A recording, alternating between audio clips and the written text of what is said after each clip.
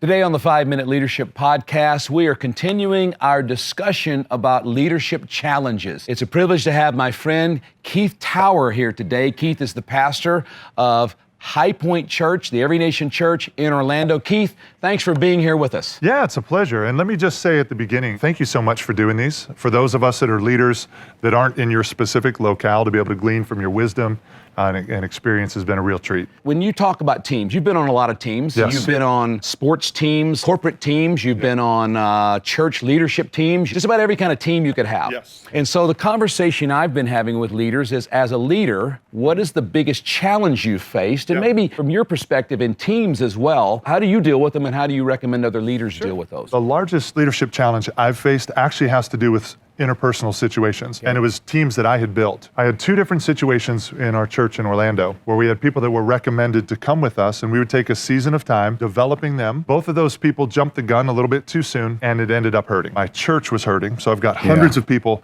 in relational pain. My wife was friends with their wives. Wow.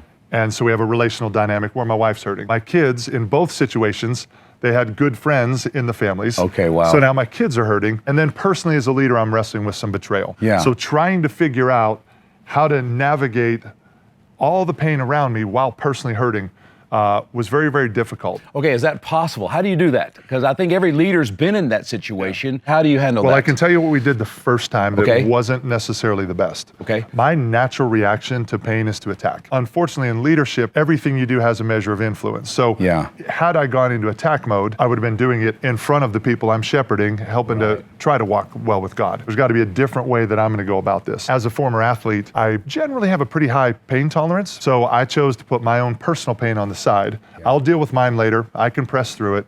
Let me make sure that I triage all these situations. And what I learned in the first one was hurt people don't always make very good healers. I'm in pain, and I'm personally trying to help everybody through their pain, and it wasn't great. So what I learned and adapted then for the second time, the way you build your life and the way you build your ministry prior to pain really determines how you get through the pain. So I had enough people around me that when the moment of crisis hit the second time, I had an outlet for my own pain. I had people that I could, like a lightning rod, I could just come and hit and throw up, and they loved me anyway, they respected me anyway.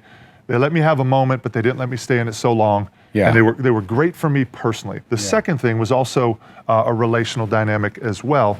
We had developed new leaders within the church. So helping everybody through their pain was not my personal job. So we immediately pulled our elders together. We immediately pulled our influencers together, what we call our white blood cells. So when something gets a little sick in the church, we want to mobilize, just like a human body in the body of Christ, we want to mobilize our white blood cells. If I could get them healthy, get them moving right away, they could now go and help our body through pain. So when people are hurting, they turn and they start to look at their leaders to know if we're going to be okay. So in the church context, we had enough leaders healthy, but it had to first start with me being healthy. I knew immediately who to call. And the time to figure out who to call is not when you're in crisis and hurting. You want to know ahead of time. So I made some calls. I felt good. I was able to get an immediate group of people that knew how to run this process through our church. And then I took the time and dealt with my family. Because again, at home as the leader, my wife is looking going, are we going to be okay? My daughters are looking and going, Dad, am I going to be okay? If I'm not in a good place, they're going to get a bad response from me. So I got in a good spot, was able to lead them through it. The church was able to lead itself through it. It was scary. I mean, it split us in half twice from both of those situations. And financially, it had us on the ropes. Momentum-wise, it had us on the ropes. But more than that, the challenge was dealing with the pain. Everything I hear about where your church is now is stronger and larger and healthier than it's ever been. And it just shows that ultimately Jesus is building his church. Nothing is going to stop that. And as leaders, we learn to lead more effectively and with more wisdom as time goes on. Listen, I really appreciate your time here. It's been a fantastic few days. Thank you so much. Input into all of our leaders in Asia. It's really been great. Thank you for that. Thank you for the investment from you and Jennifer both. It's been tremendous. Yeah, it's been a privilege and honor.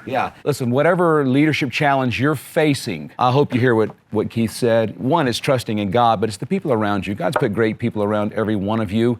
Don't do it alone. Don't try to do it by yourself. Lean on the people God puts on your team. And together we're better. Together we're smarter. Together we're stronger. Together we can lead through whatever challenge and whatever crisis we face as leaders.